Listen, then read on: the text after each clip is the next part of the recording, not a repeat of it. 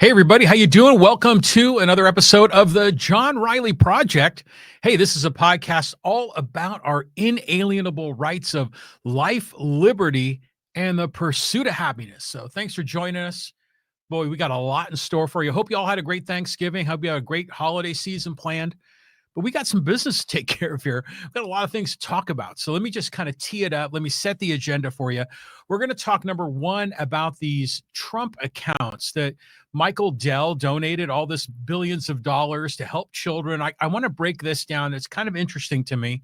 We're going to talk a little bit about Trump's travel bans, blocking people from entering America. We're going to talk about some housing issues here in California. We're going to talk about Costco and Trump tariffs. I'll talk a little bit about my experience with Grok, which is the AI tool that's in X, or formerly known as Twitter.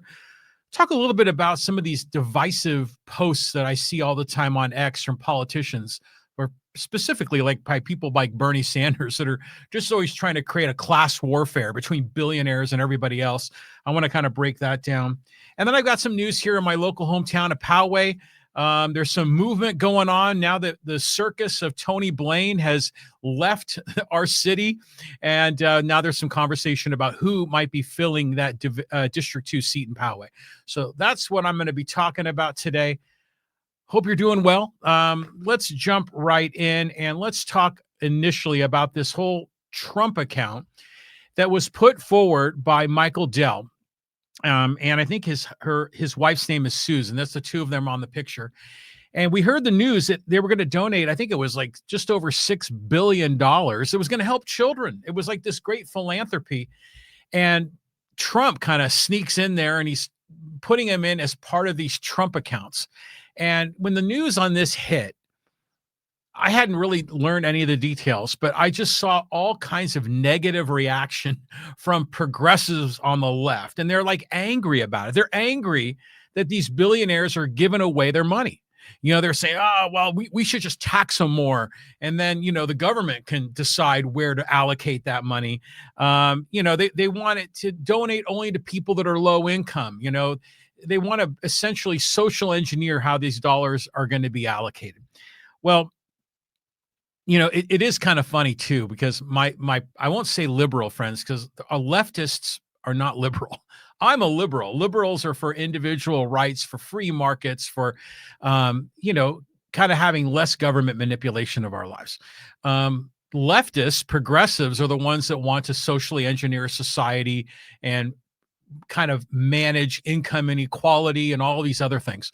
And so a lot of people on the left tend to be kind of distrustful of charity. They think it's not as noble of a thing. They what they support is altruism. They want these billionaires to have to sacrifice at the altar for social justice, and then kind of take one for the team. And so their money can be seized and then allocated the way, bureaucrats want it to be allocated.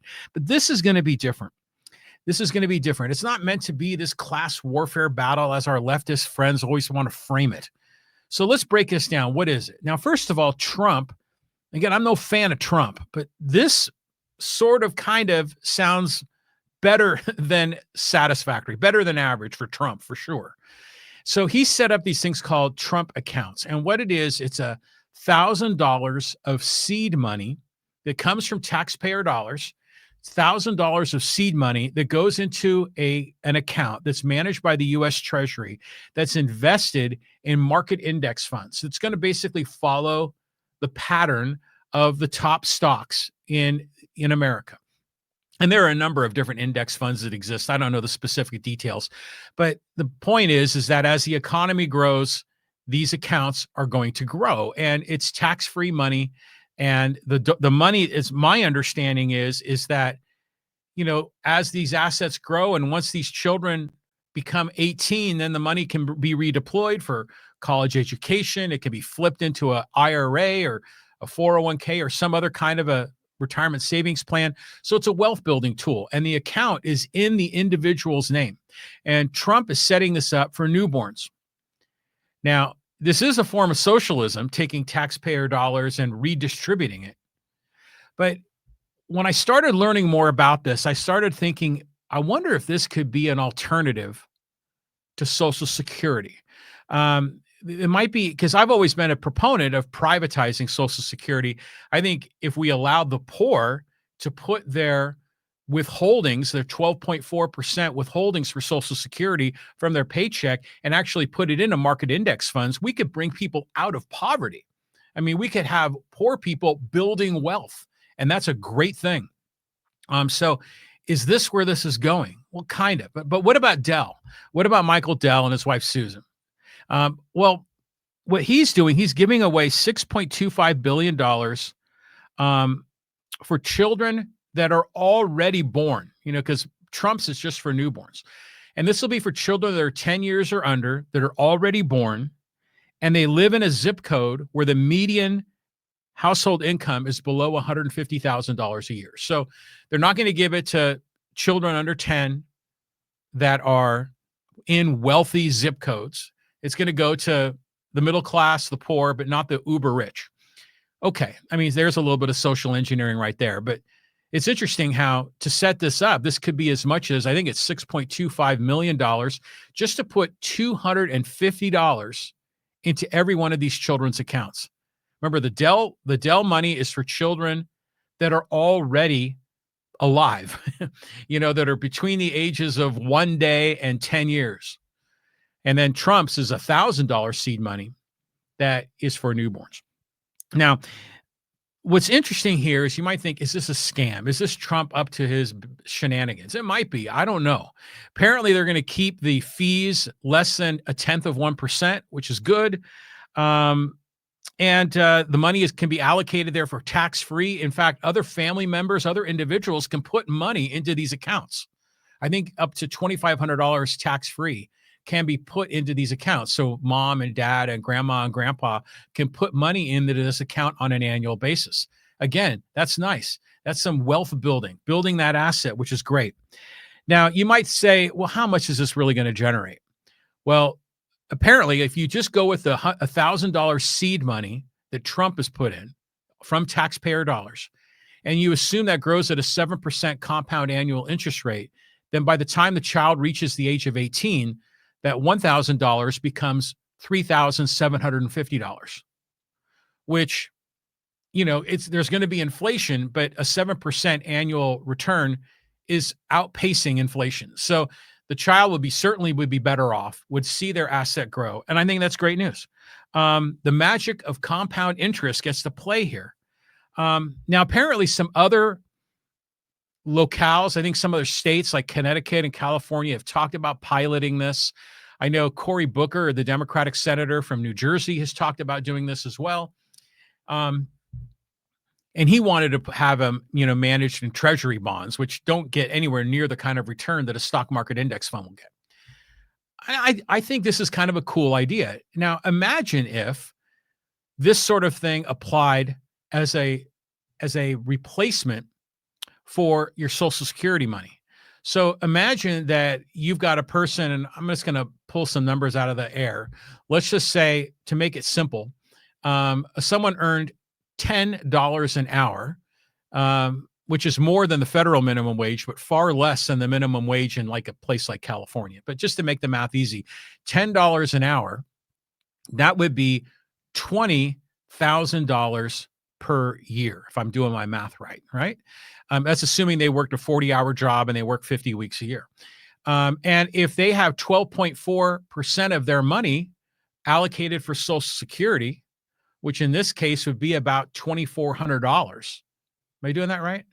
No, $1,200. About $1,200. Wait a minute, I'm getting my math mixed up again. Okay, $10 an hour is $20,000 a year, and 12.4% of 20,000 is like a little over $2,400 a year. Imagine if that $2,400 a year was not put into Social Security, but was instead put into these accounts. We could see children building, well, first of all, children would be building wealth with the money that's coming from Trump and from Dell and mom and dad and grandma and grandpa that want to put into it. But once they start working, this money could still go into this, and they could be building their nest egg compound interest through their 20s, 30s, 40s, even into their 50s. So by the time they retire, they would be earning far more than Social Security could ever potentially return. We could bring people literally out of poverty. We could build nest eggs for people at the low class, the poor, the working class, the middle class, and help them rise up the income economic ladder. I think this is a really interesting idea. Do I support taxpayer dollars being used to as seed money, as Trump says? I don't. I would prefer to see all this privately donated, just as a tax-free savings fund. We could talk about Social Security withholdings, as a substitute for that, where it's mandated by the government. I mean, that's something we can debate. But if it was mandated and it was simply redirecting Social Security tax dollars into this, I think that's a big win. So keep an eye on this. Again, I'm no big fan of Trump, but it's nice to see that this is something that's innovative. This is something that I think can break the paradigm of Social Security, which right now is considered untouchable as a third rail in politics. But Social Security is a bad deal. Social Security Trust Fund is going to run out of money in 2033. What's going to happen? They're going to have to either raise taxes, reduce benefits, or borrow more. Take your pick, out of those. Or they're going to have to take money out of the general fund and subsidize it, which is going to erode money that is being used, tax dollars, for other things. They've got to fix Social Security. And this looks like a very interesting way to kind of get their foot in the door to do it. What does Michael Dell get out of all this? Is he going to be getting like a little what do they call it? A little vig on the side, a little bit of a percentage of this? I don't know. I don't think so. I mean, Dell is loaded, but I think this is a really cool piece of philanthropy. And I think it's a potential game changer in the world of Social Security. So tell me what you think. Excuse me. I think this is pretty interesting. Okay, let's keep on trucking. And before I get to the next topic, we're going to talk about Trump and the travel bans. But hey, I just want to say thanks for watching. Thanks for listening. If you're a fan of the podcast, I'm really trying to get back into the rhythm, doing this weekly, still recording. Once I get this rhythm really flowing, I'm going to switch to live stream and open it up for Q&A. But I'm feeling really good about this. My last podcast that I did prior to Thanksgiving I did a segment on the Ken Burns documentary about the American Revolution, and holy crap, that just blew up. I mean, I've got over 90,000 views on that 15-minute video clip. It was unbelievable. So nice to see some positive reaction from you and the audience. If you're a new subscriber, welcome. Thanks for joining us. We got a lot more to share here. Our theme is life, liberty, and the pursuit of happiness. That's how we see the world. I'm not a Republican or a Democrat. I'm independent. I have what I believe are traditional American views when it comes down to the values that were used as the foundation, the big ideas for the building of America. It's right there in the Declaration of Independence and the preamble. All men are created equal with inalienable rights of life, liberty, and the pursuit of happiness. So that's how we're going to navigate through this. Okay, let's keep moving. And let's talk a little bit about these travel bans. And this is kind of nuts. I mean, you heard the news that some National Guardsmen were shot. They found out that it was an Afghani that was apparently helping out the military in Afghanistan. And the American government had promised Afghanis that helped the American military that they would be protected, and many of them came to America and they got legal status. And this guy, I don't know why he did it. He was radicalized somehow, and he went and shot a couple of National Guardsmen. Well, of course, Trump uses this as an opportunity to throw gasoline on the fire, the gasoline on the fire of this whole immigration debate. And so now they want to expand the number of nations that they want to prohibit people from coming to America. And apparently the list already is 19 nations. And a lot of these nations are sort of third world nations. A lot of them are African nations. Some of them are in Asia. But the theory is that these are nations where people live that don't share American values, that these are people that are going to come here and not assimilate, that are going to create their own terrorist cells and then start attacking Americans. Well, that's a pretty ballsy thing to say right out of the gate, because those that do such things are clearly the exception to the rule. Not everybody from every nation behaves the same. In fact, most people that come to America don't come here to blow it up. They come here because they share the values of increased freedom and greater opportunity for themselves and their family, and to escape a lot of the oppression and violence in their home country. But again, Trump uses this as a political wedge issue to fire up the MAGA base and to make the leftists angry, and that's where we are on this whole thing.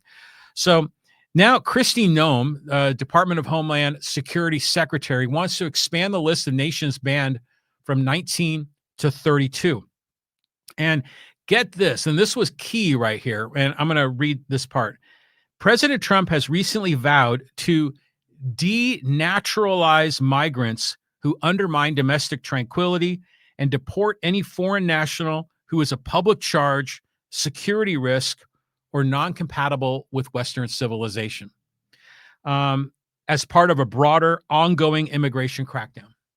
Okay, now, he just said out loud what a lot of people have been saying, including myself. The line from the folks on MAGA is, we embrace legal immigration, we just don't want illegal immigration. Okay, now these are people that have come to America as legal immigrants. Legal immigrants. Well, now he wants to revoke that legal immigrant status. So right off the top, this goes to show you this is all along, this has never been a legal versus illegal thing. This is anti-immigrant. Anti-immigrant is where MAGA is, where Trump is on all of this. And all of these are cases of him just pushing buttons, getting us to react to shiny objects. So we're not focused on the Trump family making billions of dollars in crypto, or the Epstein files, or a lot of other things that can tear Trump down. This is all just to create chaos, shiny objects. But it's wrong, okay? Because first of all, this is the land of the free. This is a land that was built on immigration. We should be welcoming immigrants, particularly if they come here and they want to work, okay? We should make it easy to get a green card. It shouldn't be. I mean, it's like the biggest. Have you ever seen the flow chart on what it takes to get into America? It's insane. So if we're going to be a land based on freedom, based on liberty, we can't be banning entire nations. You know, do we need to have a vetting process? Sure. I mean, we should certainly have that as part of the process of the application to get a green card. Of course, U.S. citizenship is a whole other thing. That takes years, maybe a couple of decades to qualify for that, because you have to have long-term residency, you got to keep your nose clean, you got to pass tests, you got to speak English, yada, yada. And that's fine for citizenship. But just to come here and legally work, or to come here and legally escape, you know, some of the poverty and the oppression that's happening in their people's home nations, that should be easy. But here, what he wants to do is revoke certain people's legal status. Now, if a person is undermining domestic tranquility, well, then they should be arrested. They shouldn't be deported. I mean, if they get deported, who knows where they're going to go and if they're going to come back. But if they are being disruptive to society, you know, and it could be violent, you know, they should just fall under the natural laws of America. So in those cases, if they're violating other people's rights, if there's examples of murder and assault, etc., we should put them in prison. You know, we shouldn't be putting them on a plane and sending them off to their home nation, because they're just going to continue to create disruption for other people. So it often strikes me as odd that we're losing sight of what America really represents. You know, here we want to create, in this case, Trump and MAGA want to create walls. They want to create barriers. They want to keep people out. And in many cases, guilty until proven innocent. You know, keeping out legitimately good people from some of these so-called banned nations. We need to treat people as individuals based on their character, their experience, their behavior. And if they violate those principles, you know, of American law, then they should suffer the consequences and be held to account. But we shouldn't be banning people from nations just because there's a few bad apples from that nation. So, he wants to deport any foreign national who is a public charge, security risk, or non-compatible with Western civilization. See, again, Western civilization, by the way, that's a kind of a, how should I say that? It's not firm footing on what Western civilization really means. Some people think Western civilization is defined by Judeo-Christian values, but if you really look at it, Western civilization is moving away from Judeo-Christian values and away from religion and towards reason and science and individual rights. That's what makes Western civilization what it is. So when you frame it this way, if someone's non-compatible with Western civilization, that's a very non-objective law, very subjective, and can be used, again, for politicization of how this immigration debate is going. So the travel ban, in my opinion, is an un-American idea. Do we need to keep bad people out? Yeah. When bad people do bad things in America, we need to arrest them, try them, and put them in jail if they're guilty. But we shouldn't be having these blanket, accusations that everybody from Somalia is a problem. I mean, David Bowie's old wife, Iman, is from Somalia. There's good people in Somalia. There's bad people in Somalia. We shouldn't be just judging the entire country and all the people in it as though they're all the same. I mean, that's this collectivist way of looking at the world. We need to be more as individualists, which is really what America's kind of founding values of our inalienable rights are based on individual rights, not group rights. So is this going to change? I don't know. He's probably going to be able to expand the ban list. This is probably not going to maybe be unwound unless the courts overturn it or until eventually Trump leaves office. But it's a shame to see this sort of fear mongering that we get over and over from President Trump. What do you think? I know some MAGAs definitely want to prevent people from certain nations from coming to America. They don't think they should be welcome here. But you know what? My family came here from Ireland, 150 years ago. But back then, in the mid to late 1800s, people from Ireland were, just the dregs of society. They were dirt poor. I mean, in New York City, you'd see those. I mean, you see pictures of this, old photos of Irish need not apply. A lot of anti-Irish bigotry and I wouldn't call it racism, but bigotry in America back in the day. And that's the same thing with like Italian immigrants. I mean, they were demonized and thought of as subhuman in some cases.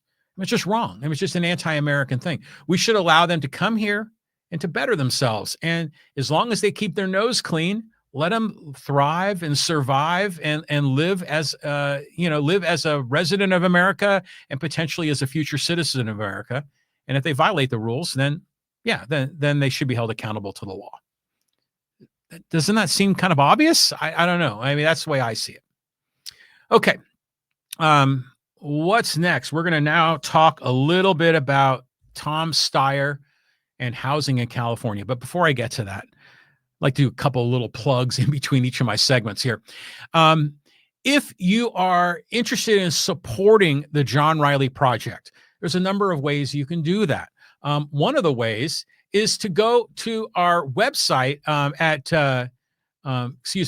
to our website at johnrileyproject.com. And there you can make a donation if you feel so fit, or you can go to our e-commerce store, happiness76.com. And right up there on the screen, you'll see we have a promo code, America20. It'll get you 20% off anything in the happiness76.com store. That's where we have all kinds of merch, kind of about life, liberty, and the pursuit of happiness, t-shirts, hats, that sort of thing. Plus, I've got some other store segments there, for the podcast and some things from my hometown of Poway. So go check that out. Those are ways you can support what we're doing by donating, by purchasing product at happiness76.com, or just by telling a friend, by liking, following, sharing, and subscribing. So for those of you that have supported our podcast, Thank you. And those of you that are thinking about it, thank you for thinking about it. We could always use your support. Okay, let's keep moving. And I want to talk about Tom Steyer. Now, you may have remembered Tom Steyer. He ran for president under the Democratic Party in 2020, I believe. And he was a Democrat who was a billionaire, which is kind of interesting because usually the Democrats are so anti-billionaire. This is a guy that made his money as a hedge fund investor. He built his own hedge fund, made uber money, is worth billions. I don't know the total amount. And now he's running for governor in California. You see, he wasn't able to win the Democratic nomination, so he's trying to go be governor of California, kind of like how Vivek Ramaswamy is doing the same thing in Ohio. He's trying to be the governor of Ohio. So Steyer is an interesting guy. I mean, because lately, by the way, he's been talking a lot about housing, which is, I'm going to break that down. But he is a guy that he's loaded, but he tries to look like an everyday American. And he tries to look like he really cares about the environment and for a lot of progressive causes. And I believe he's sincere. I really do. But it's interesting how progressives don't hate him because he's a billionaire. I just find that kind of hypocritical. But he's interested in a lot more environmental causes, a lot more progressive causes these days. But what's interesting is that I've been following his posts on X. He understands the problem with the housing crisis in California and frankly, all across America. Because right now, what's going on with housing? Housing is horribly expensive. Whether you're going to buy a house, whether you're going to rent a house, whether you're going to buy a condo or rent an apartment, housing is expensive. And why is it expensive? It's because there's more demand than there is supply. And what happened? This is Econ 101. When there's high demand and low supply, prices go up. And that's what we're seeing. And for the longest time here in California, local, city level, sometimes county level politicians have set up zoning regulations that are preventing new construction. And that is largely because of the NIMBYs, the not in my backyard folks that oppose new development in cities because they don't want more people, more traffic, more congestion, more mess at the grocery store. They don't want more people in their community. They want to keep it like it is, which I get. I understand that. Because when you move into a city, you move there because you like it, and you probably don't want it to change much. But we're humans. We evolve. And right now, there's a lot of people in California that can't find affordable places to live. Some people think we need to build more affordable housing. But Steyer, I'll give him credit. He gets it. Because the answer to making housing more affordable is just to build more housing. Okay, this shouldn't be hard. I mean, it really shouldn't be hard. So if you build more housing, then supply expands. Supply can then meet demand, maybe even exceed demand. And then suddenly homeowners that are selling are going to have many competitors that are also selling homes that are going to empower the buyer with a lot more options and be able to play the market competitively. The same thing is true with apartments and rentals. If there are more rental units, then landlords are going to have to be aggressive by lowering rent, offering free, the first 3 months free or free move-in, or, they're going to have to offer deals, special offers, promotions to lower rent to attract people to their building because buyers and renters will have so many more options. Steyer gets it. And I'm like, oh my God, this guy, is he the YIMBY hero that we need? He might be. I don't know. I mean, I think on a lot of other topics, I'm not going to necessarily agree with him, but I like hearing this conversation because it's a debate we have all the time in my hometown of Poway, where there are some people in town that are strict NIMBYists. In our city, we have about 2/3, maybe 3/4 of the geography is off limits for any kind of high density housing or development of any housing at all, unless the voters approve. So if you want to buy a vacant lot that's not zoned for housing, you're not allowed to build housing on it. Or if you have, let's say, 2 acres and you want to put an apartment building on your property, you can't do that either because of the zoning laws. But that's why the NIMBYs are able to keep their town more or less consistently the same. But there's a downside to it. It drives up housing prices. But if you're a home owner, your equity goes up. You're probably loving all that asset growth. But for first-time home buyers, it makes it hella hard. I mean, almost impossible to buy a house. And that's why so many Gen Zs in their 20s are just looking at the prospects for their future financially and thinking it's almost impossible. I mean, the median home price here in San Diego County is about $1 million.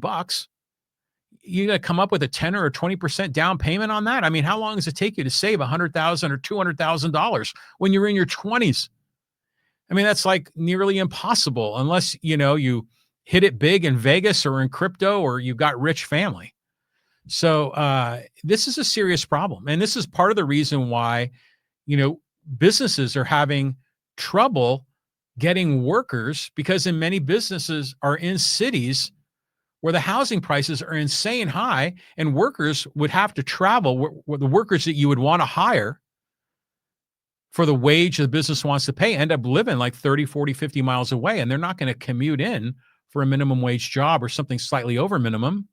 So this housing crisis has a huge impact on employment, on businesses, on people, on, like I say, like on millennials and Gen Z that are trying to buy a house. And it just makes it really hard. And for people that are trying to find an affordable place to live. Steyer gets it. I'm like, right on. It's finally good to see this. And by the way, when we say build more, we don't necessarily mean build more affordable housing. I mean, you've seen the numbers if you pay attention. Typically, when government sets up an affordable housing plan based on all the regulations, the cost per unit for that, quote, affordable housing is way more expensive than the cost per housing unit if you just let the free market be free. But the economic lesson in all this, which is being proven out in Austin, Texas, in Denver, Colorado, and many other, in Charlotte, North Carolina, these are communities that are building a lot of brand new housing, apartment buildings, condos, more single family homes, all market rate homes, all brand spanking new homes with new amenities and new features and, Class A housing. Some that are really expensive, but some that are less than that. They're not cheap, but they're brand new. And these are being built in cities like Denver and in Austin and in Charlotte, North Carolina, in such high volume that it's creating a situation where housing overall is getting less expensive to buy and to rent. And this is the key lesson. Class, in the world of rentals, or housing, there's class A, B, and C. A is brand spanking new with all the upgrades. B is, probably about 10 years old, that doesn't really need a whole lot of maintenance, but, it's a bit older. And then class C housing is the older housing that needs some love, tender love and care, TLC. And what's happening is with the class C housing that's in these older buildings, their rents are really going down in communities where they're building a lot of market rate housing that's class A. So new class A housing reduces the price of class C housing, thus making housing more affordable, especially for working class folks that need a place to live. But this is an economic concept that most people don't get. They don't understand it. And there's a lot of lessons in economics that almost seem counterintuitive. But if you understand the dynamics of human behavior and supply and demand, you can see how this will play out. And it's already being proven to be true in a long list of cities across America that have embraced more housing. So Tom Steyer understands that. And that's a big deal because a lot of other politicians don't. And certainly NIMBY activists in local communities and their elected representatives often don't get it either. Or they choose not to get it because they know it's in their best interest not to pursue it because A, their housing asset value will go up if they prevent more housing construction, or B, politicians will probably get reelected if they can claim they stopped all those outsiders from coming in and stopped all the disruption and mess from all the new housing construction. So there's a lot of perverted incentives here. So I think it was worthy of mentioning Tom Steyer, because I think that's pretty bold of him to say that. And it's interesting how Democrats in California are finally figuring this out. There's a YIMBY, yes, in my backyard, a YIMBY group within the Democratic Party, a bunch of YIMBY activists. And I think it's great. Now, they tend to want to build all categories. They want to build market rate housing. They want to do affordable housing. They want housing for veterans. They want housing for seniors and all these special social, political identity groups. I don't think you need to go to that extreme. I just think you just need to build more. Or you need to relax the rules, unwind the zoning to let property owners just develop their land and bring in contractors that know what they're doing to build more. And they're going to keep building as long as there's more demand for housing. And I think in the end, that's going to make overall our economy and it's going to be a lot better. And there's going to be a lot more opportunity for other people, not just for you. Okay. All right. Let's keep on trucking. I do want to give a plug to our good friend, Lee Hacksaw Hamilton. Do you know Lee? Lee's a great guy. Lee Hacksaw Hamilton. I co-host a sports podcast with him every Monday and Thursday at 1:30. We live stream on YouTube, on Facebook, on X. Lee Hacksaw Hamilton is one of the pioneers in sports talk radio. I mean, he came here to San Diego in the late 80s and just blew everyone away, including me, with what he did on Extra Sports 690 and later on 1090. Lee lives not too far from me and visits my home here in the John Riley Project podcast studio twice a week.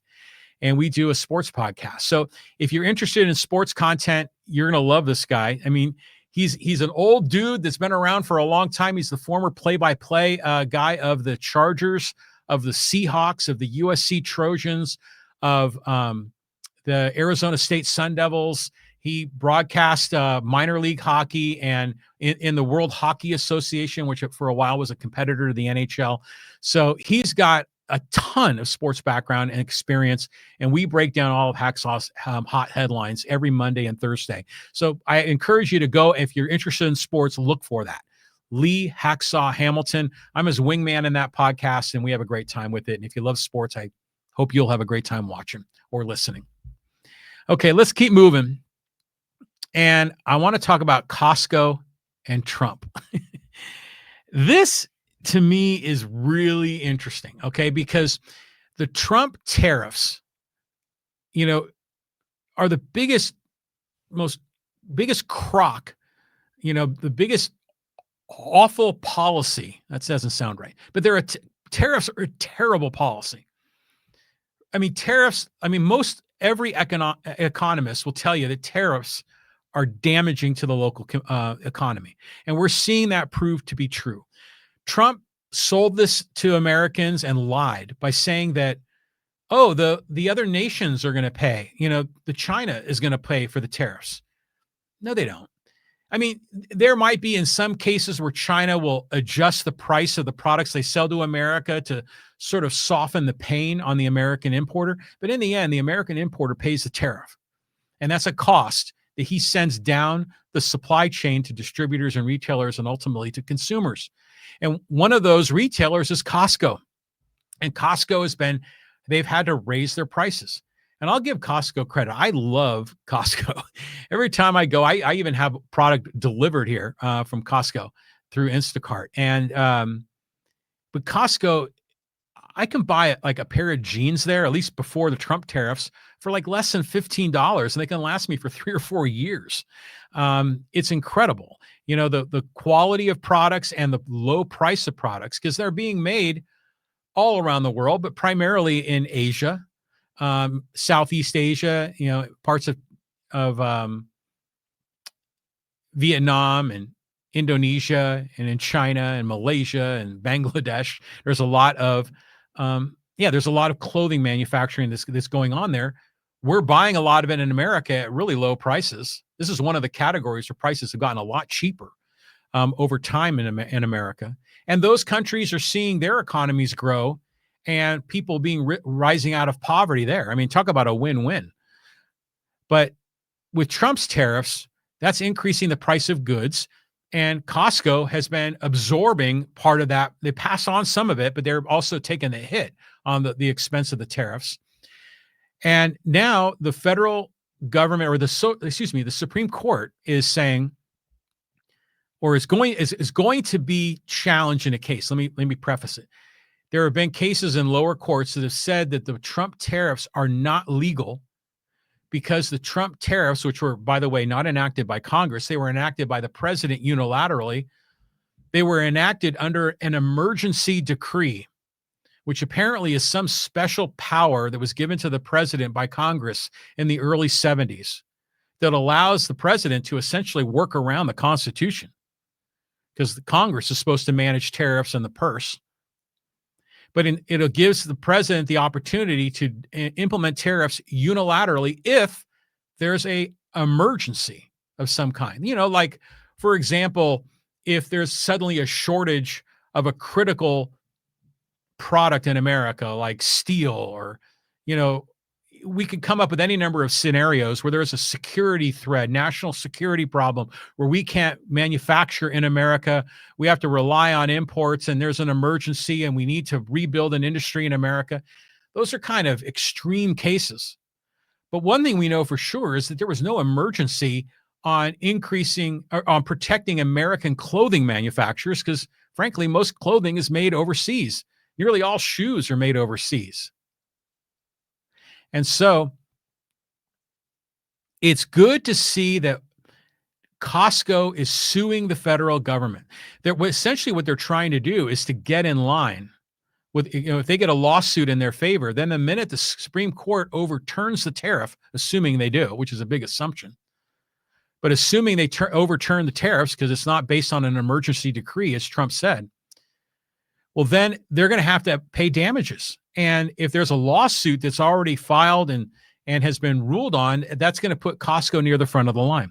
Now, I think it's great that Costco is doing this, because so many corporations in America are bending the knee to Trump, are kissing the ring of Trump. Like you see Tim Cook from Apple coming in and giving Trump gifts made out of gold and trying to stroke him. You see other billionaires or other large company CEOs that try to basically not piss off Trump, and so they can stay out of his scope of where he's going to fire the next bullet. But I like to see some of these corporations say, screw you, I'm fighting against this. I wish we would see more of that when they drag CEOs up in front of these congressional hearings, and they're made to answer for what's happening in their industry or with their company. I mean, social media executives keep getting raked over the coals in front of Congress. But it's great to see that Costco is fighting back for their own interests, but also for the interests of their customers. So, and a great deal of their non-food products are imported. I mean, this is a big deal for Costco. So is this going to result in Costco getting a windfall of their own money back from the federal government? And then would they disperse that money to their consumers, to their customers? My guess is they would. And there's a number of different ways they could probably do that, especially since it's a membership-driven organization. They could track all the purchases that everybody's being made, and probably, if they wanted to go through the detail of it all, is come up with a pretty accurate or close to accurate refund check for each individual. Wouldn't that be great? We'll see if that happens. I don't know, but I just love the fact they're fighting back. And by the way, everything's more expensive. We're talking a lot now about how cars are on average 50 grand and up. You put a tariff on steel or aluminum, that increases the price of the cost of goods coming into America, which increases even manufacturing production in America. So the whole thing with tariffs is just awful. If we didn't have tariffs, Americans would have access to lower cost goods, and therefore have money left over in their pocket, in their wallet, to spend elsewhere in the United States economy, or to invest elsewhere in the U.S. economy. thus resulting in more economic growth in America if we didn't have tariffs. But tariffs are really here being used as another wedge issue, as an us versus them, America versus China. Um, and it's used to divide the nation, to throw gasoline on the fire. And the officials in the federal government try to evoke these images of days gone past where Americans had good jobs on assembly lines. And I mean, that horse has left the barn. I mean, in many cases, all of the assembly line jobs have been replaced by robots, by automation, if they haven't already been sent overseas and outsourced to companies in Asia. So again, I always see this as, does Trump really care about saving American industries? I don't really think he does. I think he sees the tariffs as an opportunity where he can flex some power that other presidents have been unwilling to do to the same degree, and use that as a negotiation tactic with other nations to get goodies that are either coming to America that he can take credit for, or in some cases, if there might be a potential grift, from that benefits the Trump family.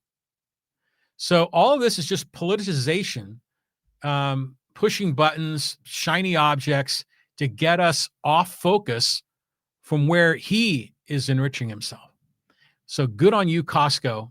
This makes me love Costco even more because of it. I think it's great. Okay, let's keep on trucking. And I'm just kind of blitzkrieging through this. I release this full length podcast on YouTube, and wherever you get your audio only podcast. So it ends up being like an hour and a half. Today will probably be a little over an hour. But then I split this up into segments and post those on social media. And that's where you got a lot more views, a lot more interactions with the content. So I hope you are engaging. Well, if you're listening to this brief commercial in between, then that means you're probably not hearing this in one of the video clip segments. You're hearing it because you're listening to the full format of it, of the podcast. And I thank you for listening if you're here right now. Okay.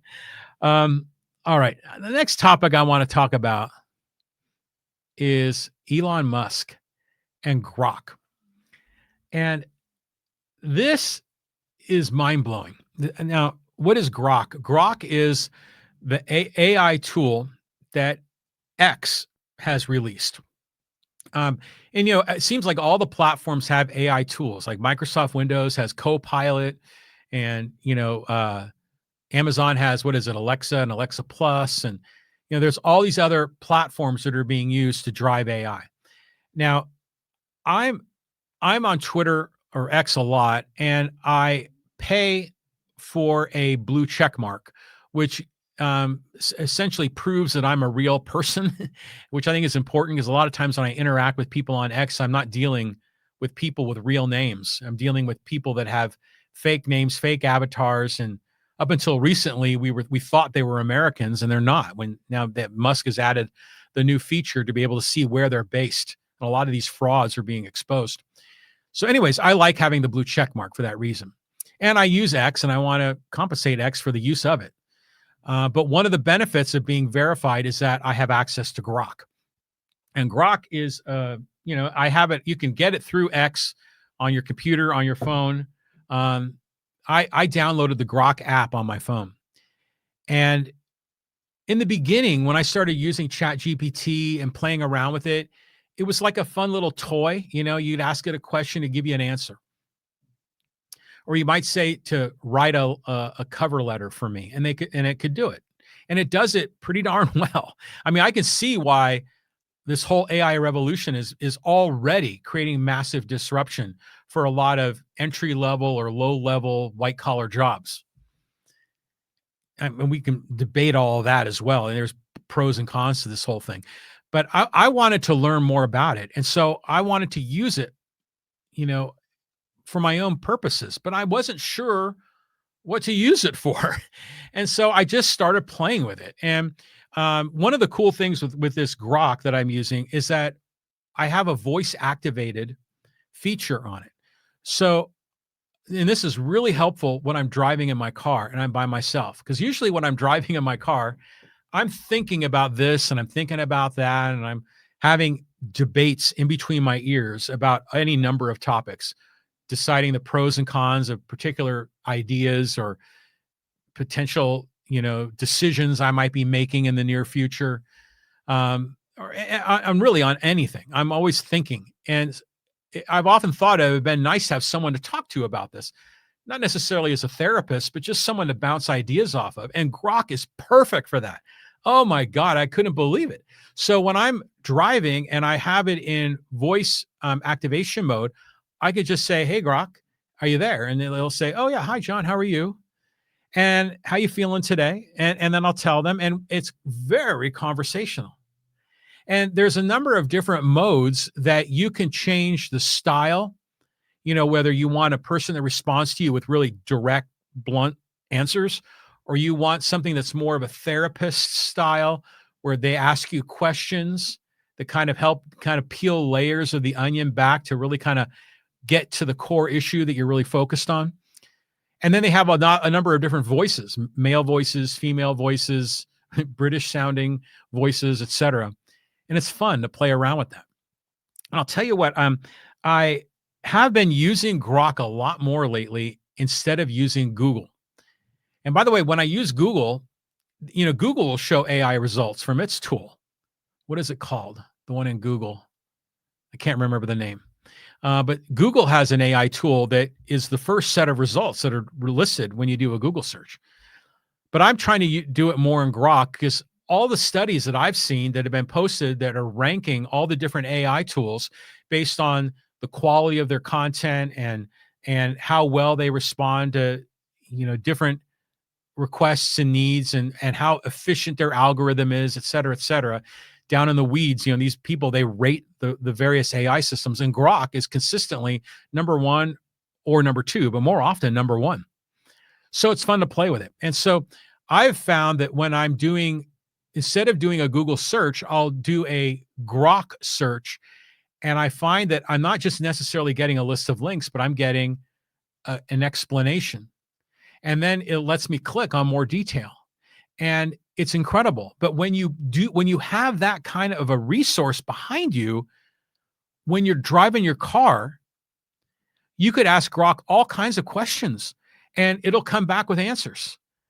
And while you're driving your car, suddenly you're having like a very productive one-on-one meeting with yourself. And it's mind-blowing because the Grok will ask me questions and challenge me. Or Grok will ask, "Hey, do you want to brainstorm on this? And what about this? What about that?" And we'll play around with these scenarios in an interactive, voice-activated conversation. It's freaking amazing. I mean, it's almost like a therapist to a degree. Now, I do a lot of ancestry research, and I do a lot of it in ancestry.com, and ancestry.com's got this amazing database of content. I've learned so much about my family there. But there are certain places where I've kind of gotten stuck in my family tree and ancestry. And so I decided to challenge Grok. And I asked questions about one of my great grandparents. And boom, Grok delivered results. And you could see the wheels spinning and where they're getting their content from a lot of different genealogical databases, from a lot of different newspaper databases, from all these other sources that some of them I was getting from within Ancestry, but many other ones I wasn't. But Grok was teeing them up for me and giving me hints that I never could have gotten in Ancestry.com. And I was like, oh my God, this is amazing. So I'm at the point now where I'm a newbie with all this AI. I want to learn about it. I'm just so impressed with it, but I'm also so uncertain how to use it. Or actually, let me rephrase that. How to use it for which goals? I mean, what kinds of things do I want to accomplish with AI? Because I know AI can help with creating photos or pictures or videos, but I think about what could it help me in my podcast? Could it help me identify topics to use in my podcast? And the answer is yes. I've already experimented with that. I've already experimented with its graphics capabilities, where you can give it a prompt and describe what you want the drawing to be, and then you're going to get something that's pretty darn close to what you asked for. It's incredible. But I'm just trying to open my mind up to see what other areas of my life that I could use AI or Grok specifically for everyday use. What are you using it for? I'm interested in hearing examples of big quantum leap ideas that have come from regular people using AI for regular life things, or for small business, or for um, innovation ideas, coming up with new ideas, new fresh takes on solving problems. I'm very curious to see how people are using AI. I'm also interested to learn what AI tools you're using and which ones are better for different situations. So if you have any questions or comments, contact me. Go to my website, johnrileyproject.com. Go to the contact page. You can fill out a form and a message, or you can just find me on Twitter, on X. My handle is John Riley Poway. Let me know what you're seeing. DM me. Let me know what you're doing in AI. I'd love to learn more. I'm just trying to, it's just such a wide open territory. It's almost like I don't know which direction to go. So help me out and I'll help you, and we'll see where this takes us. Okay. Moving along. What else we got? We've got two more topics. We're going to talk about Bernie Sanders and class warfare. And then we're going to talk about my hometown of Poway and some new developments on our city council. So let's jump in and talk about Bernie Sanders. Now, when I'm on X, I've created multiple tabs that I use, or lists is how X categorizes them. And the For You tab, or the For You list, is the default one by X that is set up based on on the algorithm, and it feeds you stuff that they think you want. And sometimes, I can look at one post by Bernie Sanders, and then suddenly I get a whole bunch of posts from Bernie Sanders. So the For You tab, I kind of use sparingly, but I saw this one from Bernie Sanders. And again, I can't completely read the detail. Maybe you can, because you're going to be a lot closer to the screen than I am at my table. But this is classic Bernie Sanders rhetoric. I think it says there 3 Americans own more wealth than the bottom 50% of America. And there's Elon Musk and Jeff Bezos and Mark Zuckerberg. There are so many posts out there that are like this, not just from Bernie, but from a lot of other standing politicians, that are in DC, that are serving as congressional representatives or as senators. And then we even see it, in state and local politics as well. It's like these politicians' social media teams are just throwing like meat to the lions, trying to get them to, it was like bait to bite on this, to stir the nest, to throw gasoline on the fire, in this case of class warfare. And when I see this from Bernie Sanders, I'm thinking, you rat bastard, what you're doing here is you're trying to get people in America angry with other people in America. And it's nuts. It's the wrong approach. But the headline here is, billionaires aren't why you're broke. And that's true. Okay. I mean, let's take the simplest example of all of them, and that's Jeff Bezos. Has Jeff Bezos and his billions made you broke? Has Jeff Bezos harmed you? No. He set up an online marketplace where we can buy goods and have them delivered directly to our home, often for far less expensive than we ever could from local providers. In many cases, the delivery is free, and we have access to a nearly unlimited amount of product categories and inventory that there is no way your local mom and pop shop could have ever supplied. Amazon, in my opinion, is revolutionary what they're doing. And a lot of other people are getting on board, competing with Amazon, individual stores, other marketplaces, and that's great. That's where all this is going, online. But is Jeff Bezos why you're broke? I don't think so. I mean, unless your family owned the longtime toy store in your hometown, and Amazon put it out of business. Well, that's just competition. I mean, that's just businesses competing against one another. That's because other businesses can do certain things better than others. But those are the exception, not the rule. The average everyday person is Jeff Bezos why people are broke? The answer is no. Is Mark Zuckerberg, who runs Meta, Facebook, Instagram, is he the reason that you're broke? No. And then Elon Musk, who is often a lightning rod for all of this. Now, you could say that with the whole Doge thing, when people got let go from their federal jobs, yeah, in that case, a billionaire made them lose money. I get that. But a lot of those people have been hired back, or many of them have been hired back.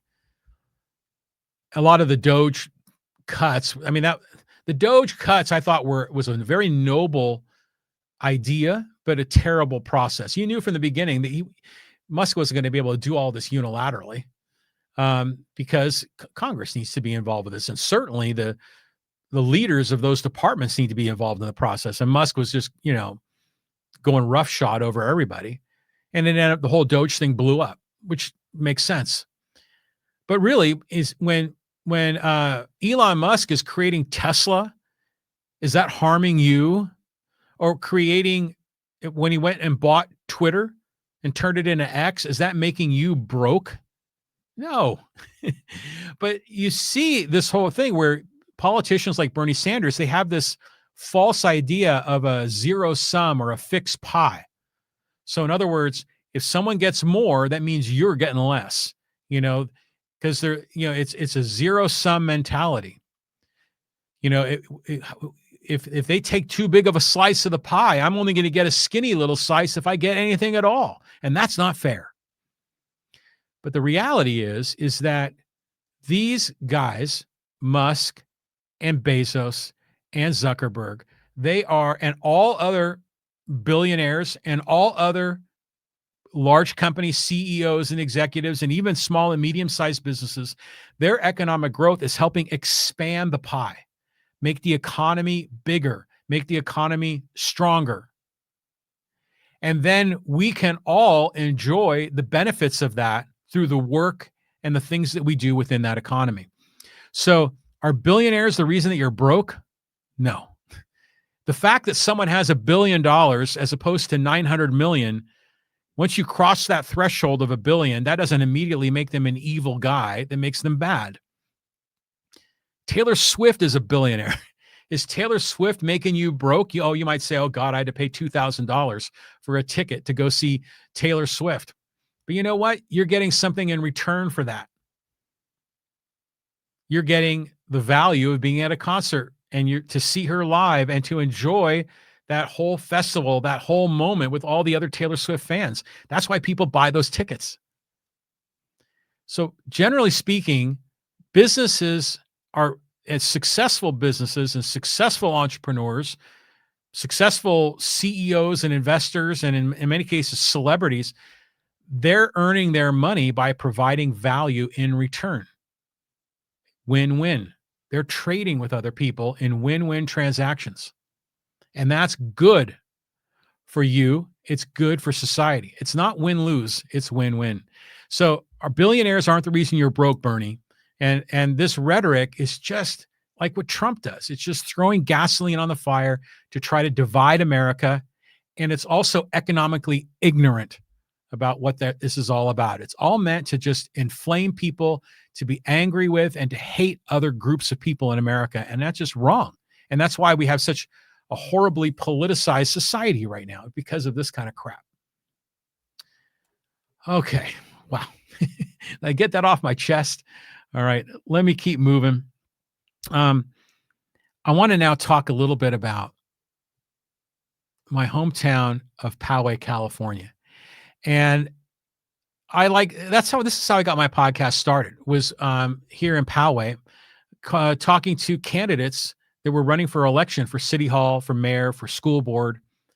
And it served as a great launching point for my podcast. So I still follow a lot of what's going on in Poway, but I try to expand the breadth and scope of what I share on this podcast into other categories. But look at here. I mean, Vanessa Springett to replace Tony Blaine in Poway. Could this happen?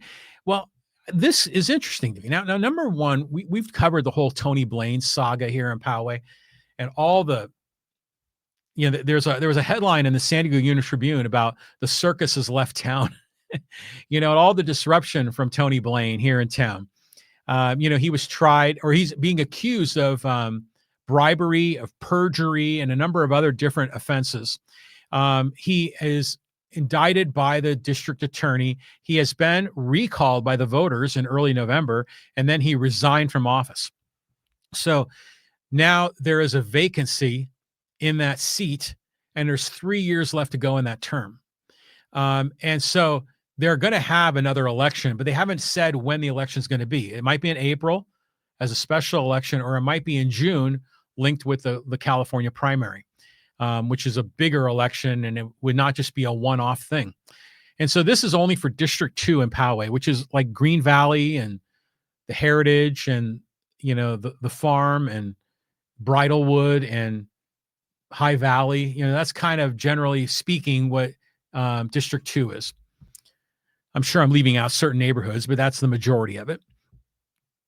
They're going to have another election, but they haven't announced the date. And in fact, I don't know if they've even started accepting candidate submissions for this office. But I did notice that Vanessa Springett is already campaigning, and she had a meeting with the Poway Democratic Club. And you're thinking, okay, who's Vanessa Springett? Vanessa ran for District 2 last year in a three-way race with Tony Blaine and with Jared Wilson. And it was a three-way race. And of course, Tony Blaine ended up winning, but I think he only won with something like 39 or 40% of the vote. It was close because it was a three-way split. Vanessa Springett did not win, but she's already very active in Poway. She's on the Green Valley Civic Association. She might have been on the Poway Budget Review Committee, maybe. But she's also been supportive of the recall of Tony Blaine. Now, was she supportive of that because that's her political enemy or her political foe in the District 2 election last year? Or was she active in the recall of Tony Blaine because she wanted to replace Tony Blaine? Or was she active in the recall of Tony Blaine for any number of other reasons? Was it a selfish motive or a noble motive? Maybe she just thought Tony Blaine was just a bad dude, need to be removed from office. I don't know what her motivation is there, but I do know that she's likely running. So I think it's cool. I think it's cool that, granted, there's certain things about Vanessa I agree with and I disagree with. But set that aside. It's the fact that she wants this and she wants to serve her community or be a local politician and have the power to make changes in the community. And she lost the first round and she's not giving up. She's getting back in the arena. It's like that old Teddy Roosevelt quote about, the man in the arena, the guys, with the dust and the sweat and gets back up and tries again. And those are the people that are in there getting it done, that are making changes, that are trying to move the needle to get things done. And she's jumping back in. And I think that's cool. I mean, we're going to find out more about, what her platform is. I know a big part of her platform last year was opposing the Lifetime Fitness facility at the farm. I was a supporter of Lifetime Fitness, but that's old news. Lifetime Fitness was banned, so it's not included as part of the farm. So now I'm kind of curious to know what some of Vanessa Springett's other ideas are. I know she shared some of them in the last election cycle, but I need to have my mind refreshed. So anyways, the point I'm getting at is that there's activity. There's already some jockeying for position. Will Jared Wilson jump in on this? Maybe. I don't know. Will we see some new candidates jump in? Does Steve Voss, our mayor, have a few people in mind that he might recommend or suggest? Or is Vanessa Steve Voss's recommended candidate? I don't know. I think we're going to find out. What's interesting, though, is that I learned about this news about Vanessa being active campaigning because the Poway Democratic Club posted it with a photo of her talking to the club on their Facebook page. And it was interesting seeing comments from other people in Poway, particularly other Democrats in Poway. And Vanessa was an independent when she ran. She may have been a Republican prior. I'm not sure. But there are a number of people who are saying, I hope the Democratic Club in Poway does not endorse Vanessa Springett. She's too aligned with Steve Voss. We need more progressive candidates, and we need to support them in Poway. And I get that. Will a super progressive candidate win in Poway? It depends how far you go, how far you go left. But my hunch is that Vanessa is probably closer to middle of the road in Poway, based on looking around and the demographics of our town. So we're going to find out more about this, but I'm going to keep tabs on it and share news. If there's new updates on Tony Blaine, if we have, if Vanessa is a candidate, I always welcome guests in the podcast studio. So if you're a candidate running for office, you're welcome to join me. I have another chair here for you where you can sit and we can have a nice conversation and learn a little bit more about your platform. So Vanessa, by the way, you're invited to join me if you choose. And we can talk a little bit about Poway and some of your ideas, and any other candidates, either this election cycle or in future election cycles, you're welcome to join me as well. And there, if you want to learn more about that, go to my website at johnrileyproject.com. And yeah, good on you, Vanessa, for jumping back in the arena. Okay. Oh man, this is great. I mean, we went about a little over an hour. It's an hour and 11 minutes. And I think that's good. I mean, that's plenty of time for these podcasts. This gives me an opportunity to kind of get the information out, break it up into some segments and share it with you all out there online. So this is episode number 348 of the John Riley Project. I want to get to 1,000. I got to I have to accelerate a little more, at minimum doing these podcasts once a week. But if I'm going to get to 1,000, I'm going to probably have to crank this up to maybe twice a week here to get to that point. But hey, if you're liking what we're doing, let me know. I mean, there's some of you that are very encouraging, that, like Bernie is a great example here in town. He always asks me, when's your next podcast? And I really like that. I appreciate that, because it lets me know that people care, and the more encouragement I get, the more likely I'm going to be able to crank out some more episodes. Because if I know there's people that are listening and I can make a difference, then great. People can learn, people can be inspired, or maybe just simply entertained. That's great too. So thank you very much for listening. Thank you for watching. For life, liberty, and the pursuit of happiness, this is John Riley. Thank you very much, folks. We'll see you later.